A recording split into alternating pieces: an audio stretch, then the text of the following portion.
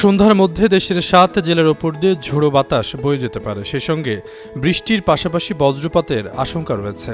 একই সঙ্গে বৃষ্টি অথবা বজ্রবৃষ্টির পূর্বাভাস দেওয়া হয়েছে। শনিবার সন্ধ্যা ৬টা পর্যন্ত দেশের অভ্যন্তরীণ নদীসমূহের জন্য দেওয়া আবহাওয়া পূর্বাভাসে জানানো হয় এই তথ্য।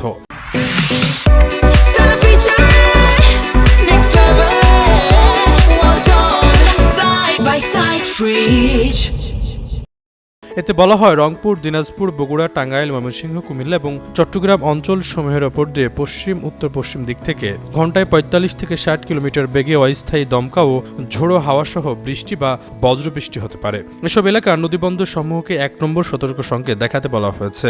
আবহাওয়ার আরেক পূর্বাভাসে বলা হয়েছে, সকাল ৯টা থেকে পরবর্তী ২৪ ঘন্টায় রংপুর, ময়মনসিংহ, সিলেট বিভাগের অনেক জায়গায়, ঢাকা ও চট্টগ্রাম বিভাগের কিছু কিছু জায়গায় এবং রাজশাহী, খুলনা ও বরিশাল বিভাগের ২-১ জায়গায় অস্থায়ী দমকা বা ঝোড়ো হাওয়া ও বিদ্যুৎ চমকানো সহ হালকা থেকে মাঝারি ধরনের বৃষ্টি হতে পারে। সেই সঙ্গে ময়মনসিংহ, সিলেট বিভাগের কোথাও কোথাও ভারী বর্ষণের শঙ্কা রয়েছে।